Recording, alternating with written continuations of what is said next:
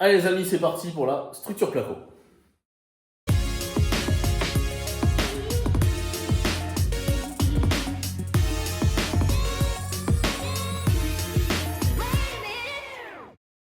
Et oui, la structure placo, tout un programme. Alors dans cette vidéo, on va partir sur plusieurs chapitres. Le premier chapitre, ce sera mes explications, la théorie un petit peu.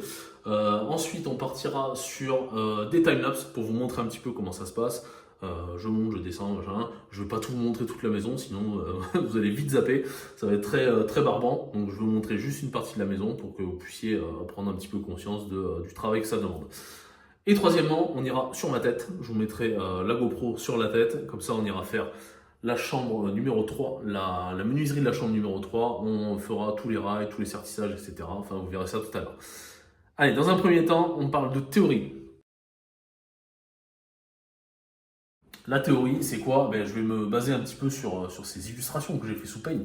Magnifique. Donc voilà, on part avec un mur brut, avec un galandage, typiquement, où il n'y a rien du tout. Donc ce que je vais faire déjà dans un premier temps, c'est isoler derrière la vitre, là où va rentrer la vitre dans le galandage, faire un isolant derrière. C'est-à-dire que j'ai mis des plaques de mousse polyuréthane. Voilà, c'est relativement cher, mais c'est le truc le plus, enfin pour moi le plus efficace en ayant cherché un petit peu. Et le moins épais qu'on puisse avoir au niveau isolant. Donc voilà, c'est pas mal. Et en plus, les personnes de Préfal, ceux qui nous ont fait les fenêtres, nous ont dit que eux ils utilisaient ça pour leur solution prêt à plaquer qui proposent dans leur catalogue, c'est-à-dire qu'ils mettent ce genre de plaque. Et donc du coup, ça va très bien. Ensuite, on fait le rail supérieur, enfin rail supérieur ou rail inférieur. C'est selon votre choix. Moi, j'ai commencé par les rails supérieurs. Rail supérieur où j'ai mis une bande de désolidarisation. Vous voyez la bande noire là-haut entre le placo et le rail. Donc voilà, donc j'ai fait ça. Ça permet d'éviter les transmissions de bruit, que ce soit de l'extérieur vers l'intérieur ou entre les pièces. Voilà, donc ces rails, je les fixe avec des vis de placo. Donc là, c'est des vis 55 parce qu'on a un plafond chauffant. Sinon, c'est des vis de 25. Quand je suis perpendiculaire aux fourrures. Quand je ne suis pas perpendiculaire aux fourrures, c'est-à-dire parallèle, j'utilise des vis molly. Voilà, des vis molly, des chevilles à expansion molly qu'il faut venir tirer avec une pince. Ça marche très bien, ça fixe super bien, donc il n'y a pas de problème là-dessus. Il y a une autre méthode qui consiste à mettre des vis en travers au niveau du rail. Personnellement, je ne suis pas fan de cette méthode parce que voilà, mécaniquement, voilà, je suis vraiment pas fan. Ça c'est fait, il nous faut attaquer donc le rail inférieur. Le rail inférieur, alors on n'oublie pas de mettre le film polyéthylène 100 microns avant de faire ça. Qu'on ait une chape liquide ou pas, nous on va avoir une chape liquide, donc c'est d'autant plus important.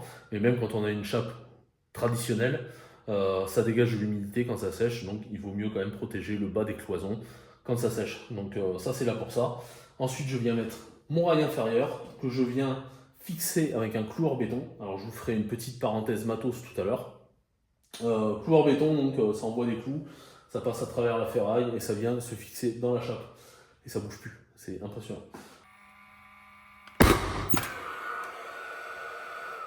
Et ici, si vous avez remarqué, je ne sais pas si vous avez vu, j'ai pas mis de bande de désolidarisation parce que pour moi, autour de la chape liquide, il y aura une bande de désolidarisation déjà et ce sera déjà largement suffisant. Voilà, donc ça c'est bon. Ensuite, au niveau des montants, plusieurs écoles. Voilà, il y a l'école où on met des renforts intermédiaires tous les 1m30. Voilà, si vous avez un plafond de 76 mètres, vous aurez tous les 1m30 un renfort intermédiaire avec des pions en plastique qui viennent en fait rigidifier dans ce sens-là les montants. Moi j'ai utilisé la méthode des doubles montants, donc pas de problème là-dessus, il n'y a pas de contrainte. Vous voyez, ça bouge quasiment pas. Il n'y a pas de contrainte comme ça, donc c'est top. Que je viens sertir. Alors il y a deux méthodes là aussi. Soit on met des vis, soit on sertit. Moi j'ai préféré sertir, j'ai acheté des pinces à sertir et on fait autant de sertissage qu'on veut. Il n'y a pas des vis à racheter, il n'y a pas de consommables. Donc voilà, c'est top. Même si vous allez voir qu'à droite à gauche, j'aurai quand même besoin de vis quand je ne peux pas passer avec mes pinces à sertir. Donc voilà, double montant et puis c'est très bien. Ensuite, au niveau du galandage, typiquement, on a des rails verticaux, horizontaux, pardon, 1 mètre au-dessus et en dessous quand c'est une fenêtre standard. Qui va permettre de nous fixer nos doubles montants qui sont au-dessus de la menuiserie ou en dessous de la menuiserie.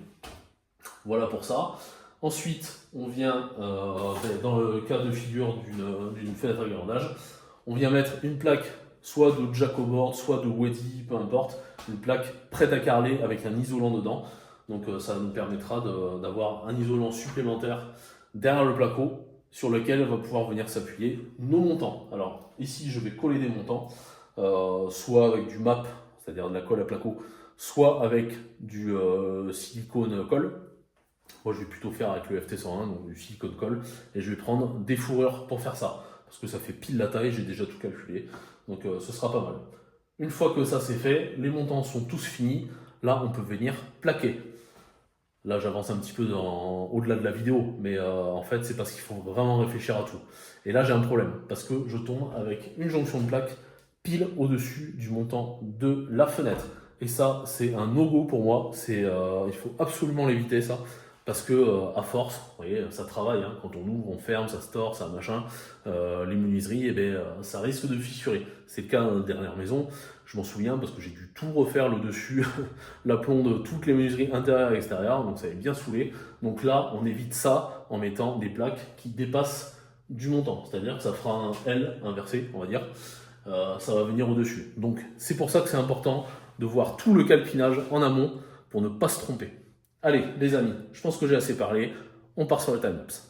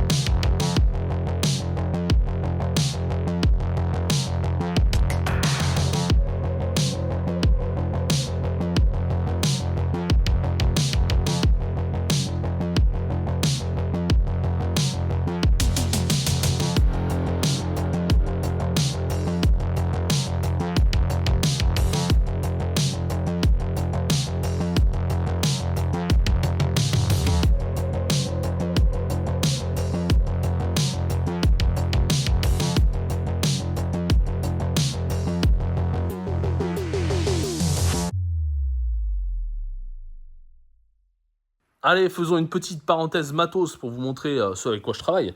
Donc pour les sertissages, nous avons celle-ci qui vient sertir les montants entre eux. Hop, je mets ma jambe là pour pouvoir l'écarter. On l'écarte, on passe les montants autour et ensuite, clac, on vient sertir. Vous voyez là, ici c'est tout pointu et ça vient faire un sertissage à froid. Donc cette pince est vraiment pas mal, c'est Edma qui fait ça. Ensuite nous avons l'autre sertisseuse, enfin l'autre pince à sertir. Vous voyez ici là. Désolé, il pleut, il y a un peu de bruit. Celle-là, elle est pas mal, sauf que des fois, je me coince un peu la peau de la main entre les deux, là, ici, là, au milieu. Et du coup, ça fait mal. Donc, voilà, faut faire gaffe. Mais elle fait très bien l'affaire quand il faut sertir les montants avec les rails. Ensuite, la classique pince de plaquiste, voilà, cisaille qui sert à découper un petit peu tout, les bavures, etc. Donc voilà, ça là, je la recommande aussi. Pareil, hein, tous les liens de tout le matos, hein, vous le trouvez dans la description. Cette pince Facom, ma fidèle pince Facom, elle a plus de 15 ans et elle fait toujours aussi bien l'affaire, ça bouge pas, c'est du Facom, enfin voilà, c'est du connu. Et elle me sert à redresser un petit peu les rails et les montants quand ils passent dans la guillotine pour éviter que j'ai des problèmes de torsion entre les rails et les montants. Et donc du coup ça m'amène à la guillotine que voici, donc celle qui fait tout, les rails, les montants ici, les fourrures ici, ça fait du 40, enfin ouais, du 40 au 100, enfin bon, ça coupe tout. Et le problème, c'est que à force de couper ici, vous voyez, avec la forme en V de la découpe, et bien, ça vient pousser en fait ces deux parties-là qui s'ajustent en largeur via ces écrous-là, ces espèces de petits leviers là. Et du coup, j'ai dû mettre des montants ici pour éviter que ça s'écarte trop. Et du coup, ma découpe, elle n'est pas parfaite. C'est-à-dire que lors de l'emboutissage, quand je descends comme ça là, tac, ça vient écarter un petit peu mes rails et mes montants. D'où l'utilisation de la pince multiprise. Entre les deux, nous avons notre cloueur béton, le Speed Pulsa 40P+. C'est une super machine, franchement, c'est topissime. Anciennement, c'était les séries 700 et 800, je crois, chez Speed. Donc P+, pour plaquiste. Et E, c'est pour électricien. Donc voilà. Donc ça, c'est la plaquiste. Et donc si vous avez l'opportunité, je sais pas, d'acheter ça d'occasion sur le Bon Coin ou peu importe. Mais franchement, ça va vous sauver du temps plutôt que de percer les rails et la dalle et de mettre des chevilles à frapper. Le Pulsa, franchement, ça fait un gain un temps de folie. Donc ça, je vous le conseille grandement. Et en plus, si vous l'achetez d'occasion, ça réutilise du matériel d'anciens propriétaires. Et puis, vous le revendrez quasiment au même prix derrière avec quelqu'un qui va avoir un nouveau projet. Et c'est topissime. Voilà, je recommande de faire comme ça aussi quand même sur pas mal de matos comme ça qui peut valoir quand même assez cher. Et nous allons finir avec nos deux visseuses. Pourquoi deux visseuses? Parce que des fois, quand il faut changer d'embout... c'est pénible, hein. Franchement, alors là, j'ai mis mon four étagé qui me sert à me percer les rails au diamètre 11, enfin la 12 en l'occurrence, pour mettre les chevilles mollies à travers les rails. Donc c'est monté sur ma Bosch. Alors celle-là, elle est bien Bosch. C'était pas le cas de la visseuse pour placo, mais celle-là, elle va super bien. Franchement, je suis bien content de cette machine. Voilà. Et ensuite, ma fidèle Milwaukee, ça fait 20 ans que je l'ai. C'est une Milwaukee Heavy Duty, comme les pick-up aux États-Unis. PLD 12X et elle bronche pas. Ça fait, comme je vous dis, ça fait plus de 20 ans que je l'ai. Quasiment 20 ans que je l'ai. Les batteries, c'est pareil, elles ont quasiment 20 ans, ça bouge pas. Elles sont certes un petit peu lourdes parce que c'est une ancienne génération, hein, mais bon, c'est quand même une brushless. Puis Milwaukee, quoi, c'est du super matos. Ils font vraiment du super matos. Dommage que ce soit aussi cher. Mais bon. Je vais quand même essayer de vous trouver l'équivalent si vous êtes intéressé et je mettrai ça dans la description. Allez, on continue nos timelapses, nos descriptions, nos structures, nos machins. C'est parti.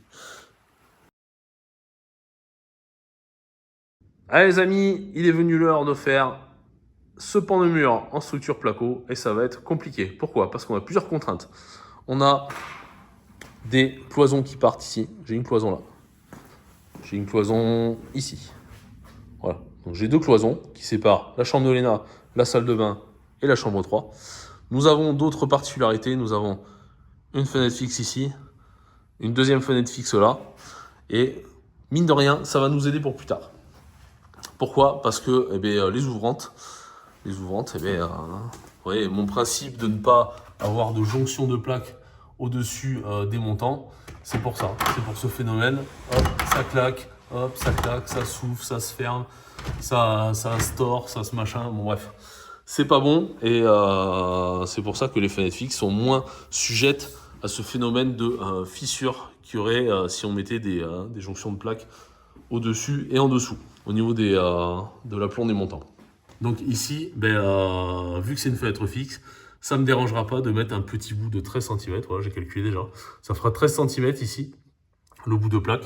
Donc je mettrai un bout de 13 cm qui viendra se faufiler derrière le montant, comme ça. Je le mettrai comme ça. Hop. Je passerai le bord aminci et hop, je viendrai visser comme ça. Donc ça c'est bon pour celle-là. J'ai regardé 60, 60, 60, 60. On arrive à peu près ici, au niveau de la plaque de plâtre. Donc là, elle pourra finir sa vie, la plaque de plâtre, derrière la cloison qui sera là. Ensuite, je pourrai repartir comme j'ai envie au niveau de la pièce salle de bain.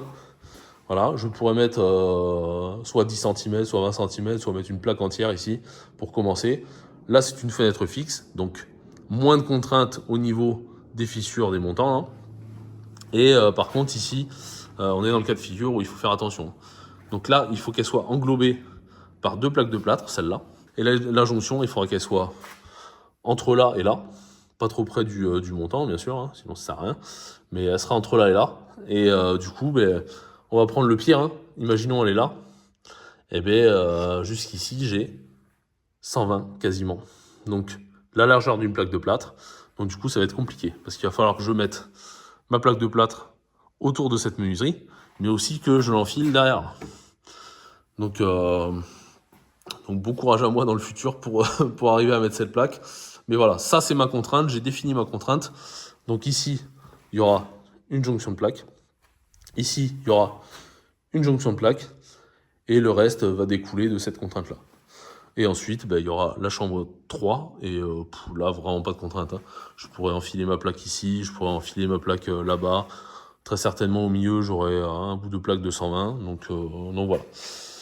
Je pense avoir fait le tour de mes contraintes et de la façon dont je réfléchis en fait mon calpinage pour plus tard ne pas être embêté avec mes plaques de plâtre. Hein. C'est se faciliter la tâche. Hein. C'est certes on met plus de temps, mais voilà, il faut vraiment réfléchir. On se met en time-lapse et puis on fait tout ça.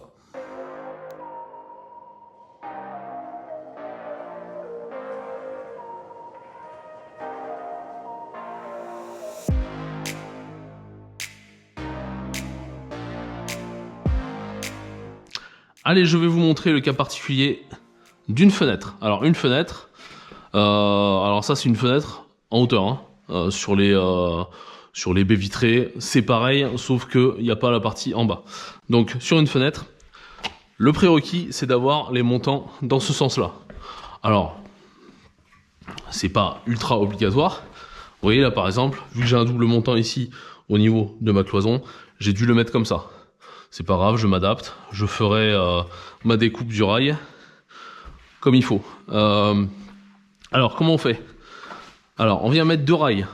Forcément, c'est une fenêtre. Donc, un rail au-dessus, un rail en dessous. C'est les mêmes rails qu'on trouve à la base et au plafond. Donc voilà, mes rails. On va regarder la longueur qu'il me faut. Il me faut 176, grosso modo. 176, je prends en compte la taille du montant. Pourquoi? Parce que je vais venir autour du montant en fait.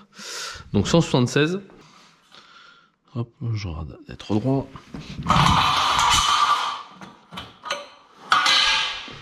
À partir de là, je prends ma cisaille.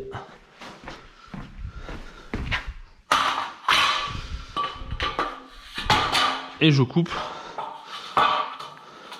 Je fais des entailles sur 3 cm de chaque côté. Grosso modo, hein, pas non plus au millimètre.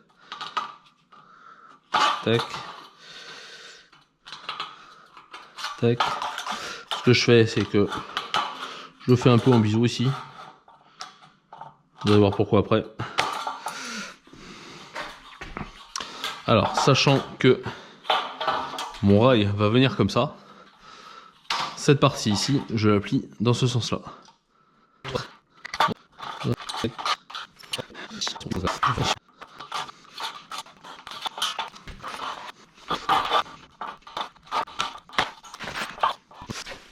Ensuite, on vient mettre en position, en tête, qu'il faut 10 cm minimum entre le dernier renfort, entre guillemets, entre la dernière partie de la structure et la fenêtre. Sinon, ça aura tendance à fléchir trop facilement. Ça sert à rien de coller non plus. Donc, moi, je me mets comme je peux. Là, je suis pas mal. Je sais comment ça tiendra bien. Je prends ma cisaille je fais 2 sertissages. Un premier, hop, des fois c'est un peu dur. Un premier comme ça. Hop. Un second comme ça, dans les deux sens. C'est bon. C'est pas non plus des sertissages absolument fous. Donc c'est vraiment pour que ça tienne le temps qu'on fasse le placo. Ici, je me mets à peu près, hein. Ça sert à rien d'être absolument parfait. Je me mets à peu près. Tac. Aïe. Alors ça, cette pince là, des fois, je me pince la peau là. Et ça fait très mal.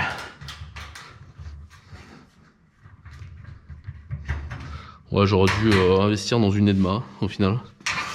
Parce que celle-là, bon, elle est bien, hein, fait l'affaire. Hein. Mais rien que pour ça là, ça fait plusieurs fois que je me pince au même endroit. C'est pas terrible. Voilà. Ça c'est comme ça.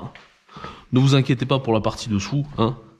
C'est pas grave, ça vient juste en renfort. Hein. Ça sert à rien que ce soit absolument parfait là. Vous voyez, hein, je vais avoir un jour. Hein. Mais bon, c'est pas grave. Donc là, je fais derrière maintenant, ici, la petite patte. Et en fait, vous voyez, ça bouge. Hein. Donc je commence à me mettre ici. Là, je suis pas mal. Et là.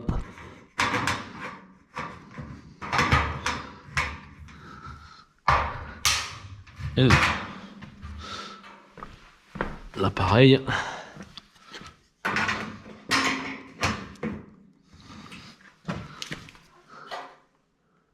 Je suis bien. Et là.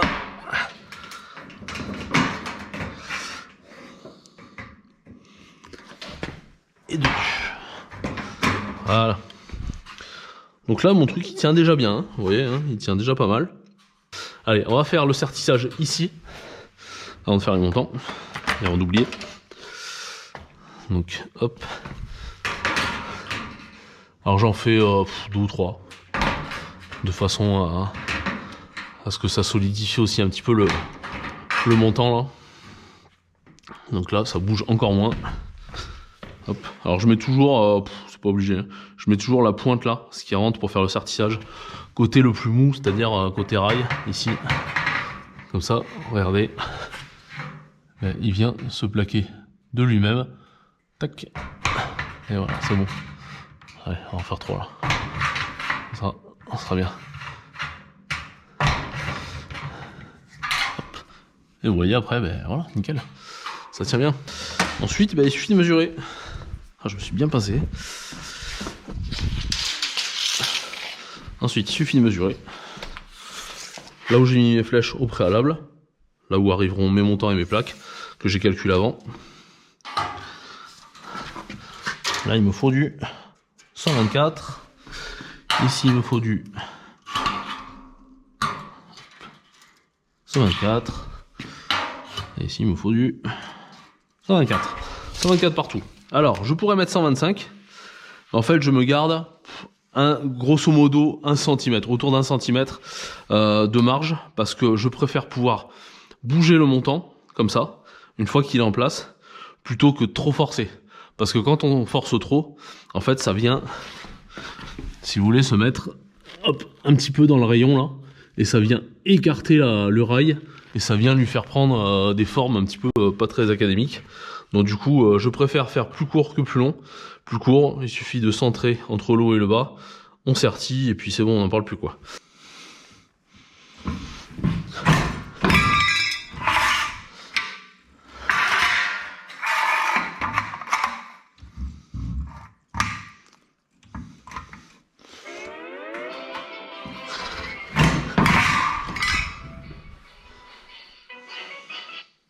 Allô ?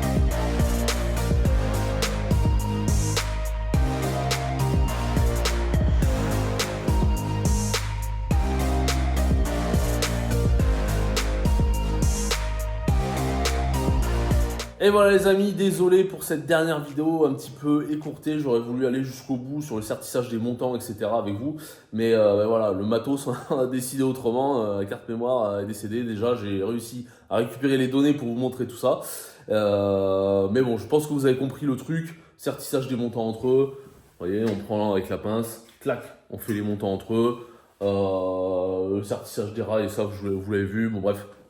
Vous n'avez pas loupé grand chose au final, mais bon, c'était important de le souligner. Des fois, ça se passe pas comme on aurait prévu. Et puis, j'avais pas d'autre opportunité de vous montrer les choses. C'était vraiment la dernière fenêtre. Donc voilà, c'est comme ça.